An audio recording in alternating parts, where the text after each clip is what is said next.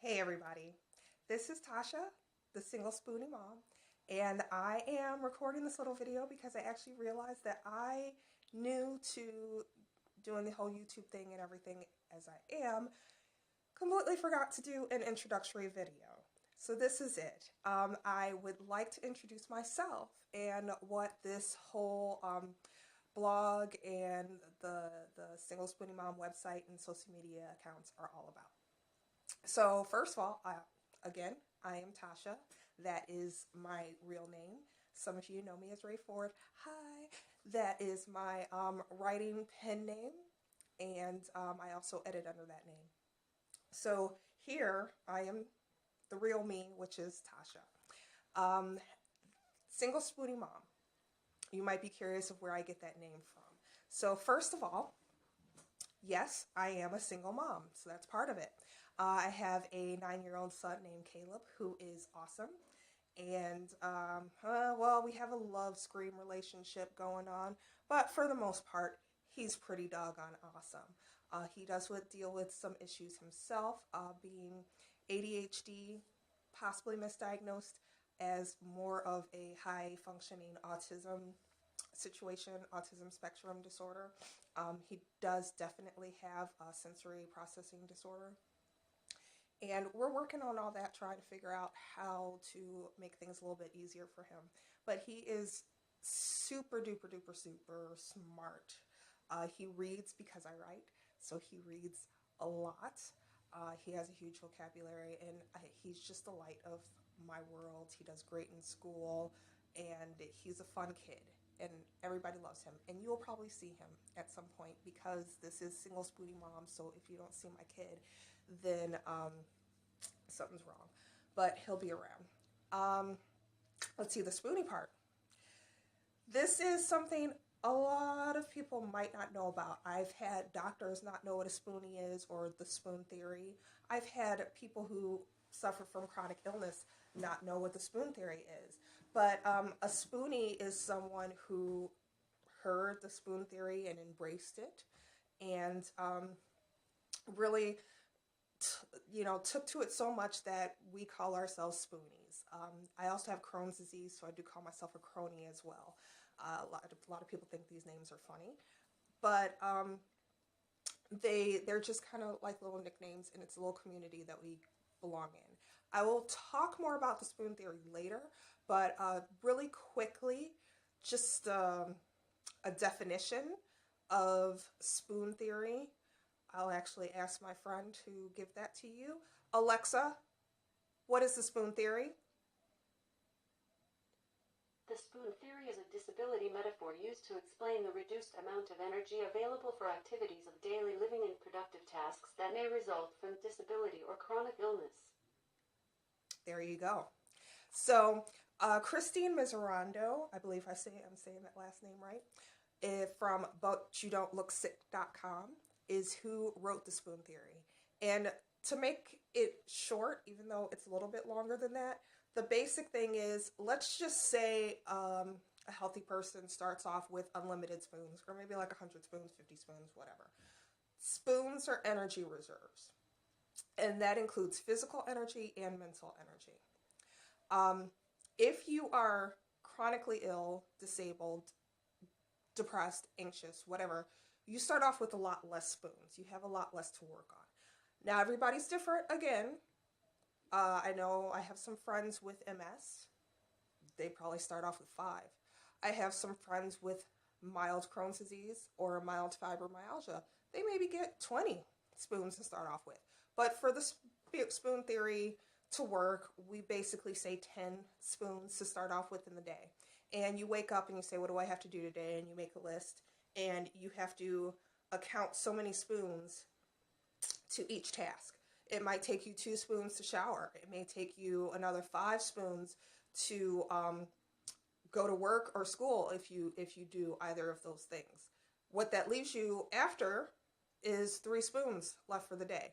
Now you have to do everything else that you have to do with those last 3 spoons. You might have to cook your kids dinner or help them with homework. You might have to have, and again, like I was saying, it's also emotional energy. you might have to have a like really intense discussion with your spouse. That might take all 3 spoons. But basically, it is to explain why you sometimes have to tell your friends, I'm sorry, I'm out of spoons. I can't go to dinner with you tonight. I'm out of spoons. I can't do whatever I promised you. I'm out of spoons. And hopefully your friends will understand that spoon theory. So that is where Spoonie comes from. And again, like I said, I'll talk about spoon theory a little bit more later because there are some alternate theories to spoon theory that I kind of like a little bit too.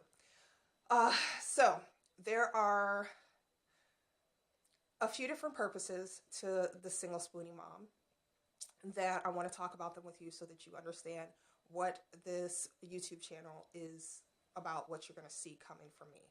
Obviously, first and foremost, you're going to get a lot about health and fitness, and that is because I am on a journey right now. Sometime last year, I was feeling just awful. Everything hurt every day. I was constantly tired. Like I said, I have Crohn's disease. My Crohn's disease was flaring. Nothing was happening with it. My gastroenterologist couldn't figure out some things where he actually messed up. But I got a second opinion. That second opinion helped a little bit. But again, this thing is all about taking control over your health and not letting doctors put you on that prescription pill cycle, which is what they were doing to me. Well, here, try this. In 4 months, you could come back, we'll talk about it, and maybe we'll try you on something different. Or maybe we'll up that dose. I don't know. It depends on how I feel that day. Or maybe we'll add in a totally different medication. I was taking 22 pills a day. I'm 37 years old. I didn't feel like any of them were doing anything but causing me other side effects.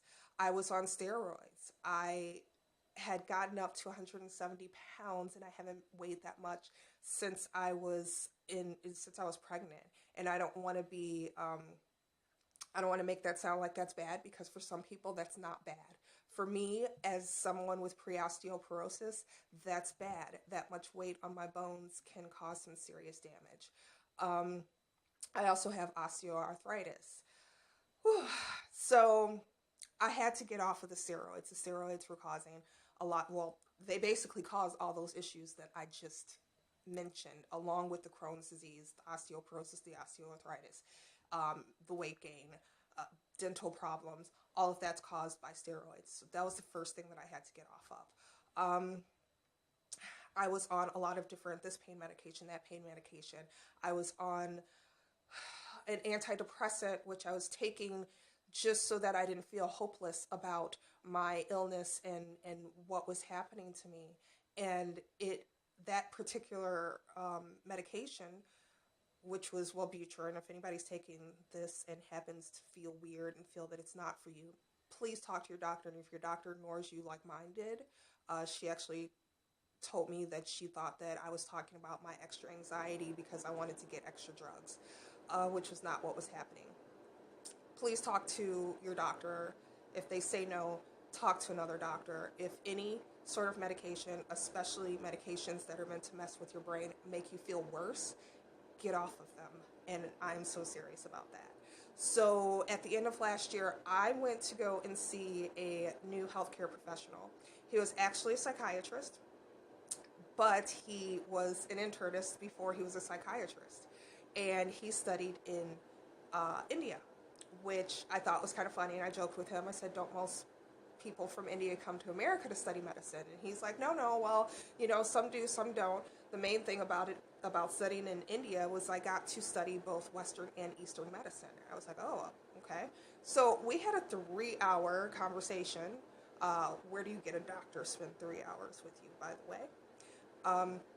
About turmeric. He asked me, have I ever heard of cardamom? Do I do coconut oil? I said, I put it on my skin and my hair. He says, start consuming it. Vitamin D, magnesium, all these different things, ginger root. He says, get on that right now. It's so important to you. and it will help your medical situation, trust me. So that was about the end of last year, and I made a New Year's resolution. And that resolution was I was going to start eating clean. If it didn't look as close as possible to what it looked like to originate from, I was not going to put it in my body. Eat organic as much as I could and as much as I could afford. And I was also going to start trying to get as active as I could. Now, I was not like, I'm going to go to the gym every day and I'm going to work out for an hour and I'm going to lift weights and run and do crunches and squats and all that. No, I'm going to do what I can because I am a Spoonie and I'm not trying to not be able to move the next day. My son wants to say good night to me. Ah! Okay. So now that my son has his hug, I will continue.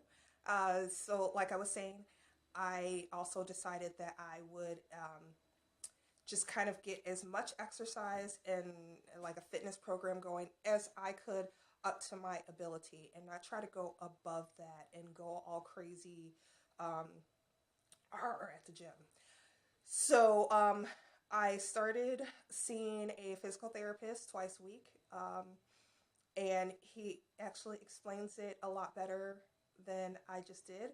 And basically, I want to talk about the sweet spot, the exercise sweet spot, and how you need to find yours for whatever condition that you have. Or, I mean, if you're perfectly healthy and you're still watching this, thank you for still watching this. Everybody has a sweet spot, whether you're chronically ill or you're healthy. So the physical therapist, he says, here's your sweet spot. And people who want to get that, oh, sore is the new sexy, and, keep going. The soreness feels good and it means you're doing what you're supposed to do, and they go like way above the sweet spot. And then, those are the people that after a couple months teeter out and they stop working out altogether. And you don't want to do that. What you want to do is you want to hit the sweet spot, not go past it, come a little bit down. Not all the way down. You're going down too far. Come just a little bit down, come back up. A little bit down, come back up. A little bit down. Like that. If you hit that sweet spot consistently like that, then what will happen is you'll be able to keep up with it without overexerting yourself. And so we will talk about that as well. The other thing that this site is about is something a lot more fun. I mean, I know that I probably will talk a lot about illness. I'll probably talk a lot about health and eating and natural this and natural that and those sorts of things. But also, and this comes in where I said it doesn't matter if you're a Spoonie, if you're a mom, if you're a dad, if you're a single parent or a partnered parent or not a parent at all.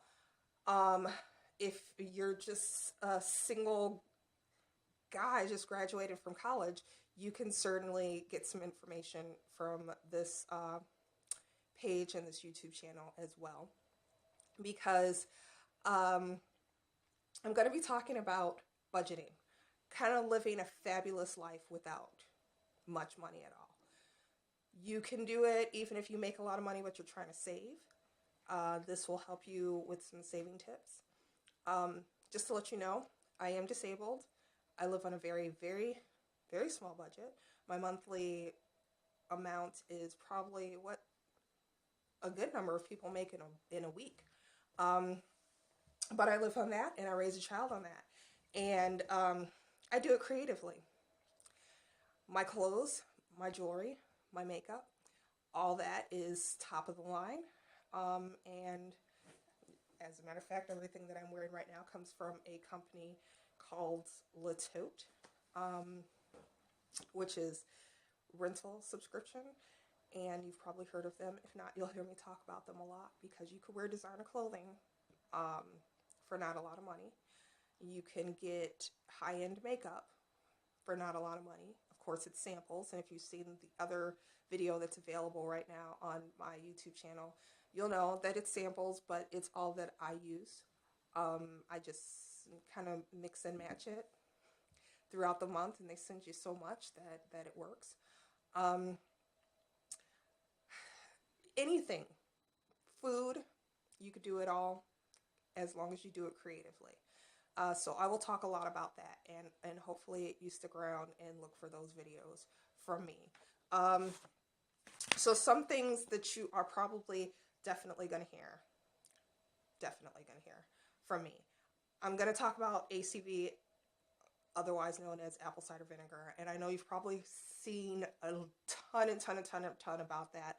I'm going to tell you the real deal about it, give you some information on how to use it, how to use it properly, how it works for me, how it works for someone with an actual diagnosed illness. Let's see, coconut oil. I'm going to talk a lot about that too. The coconut oil is just a miracle for so many different things. Cardamom.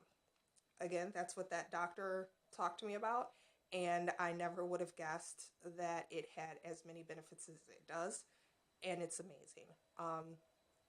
Turmeric and lavender. All those five things.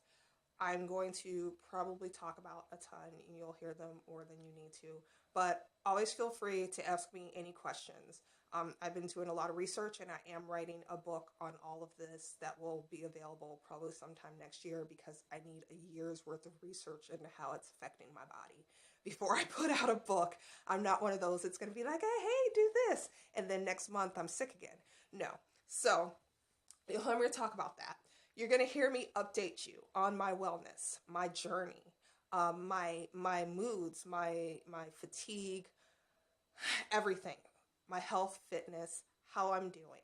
I'm going to talk about that because I don't want to sit up here and tell you, oh, if you drink apple cider vinegar 3 times a day before every meal, then it's totally going to make your Crohn's disease feel so much better, and then you could work out and then not talk about it anymore. And like I said, you hear 3 months down the road and I have to get some surgery or something. So I'm going to talk as much as possible about how all this is affecting me.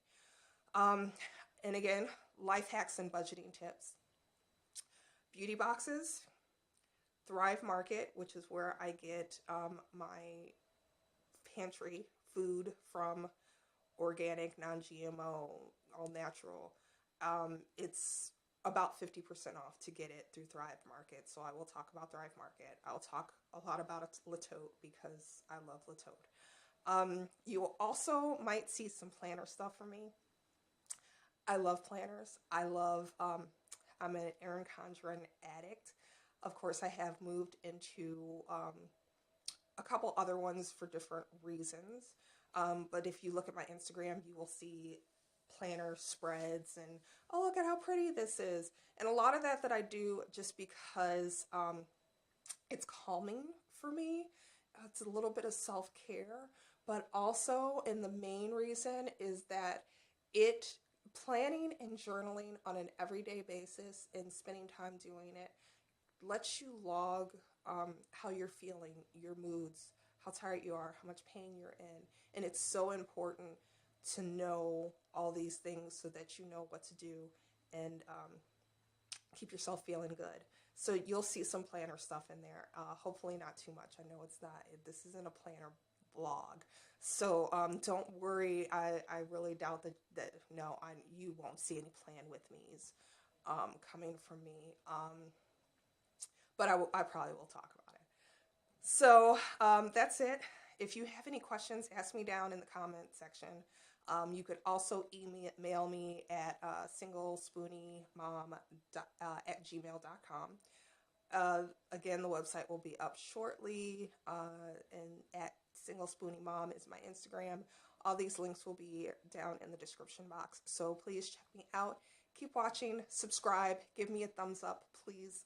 I really appreciate this. This is brand new, and I'm so new at this, and I need subscriptions and thumbs ups from you. I will love you forever. Seriously. You all have a good night.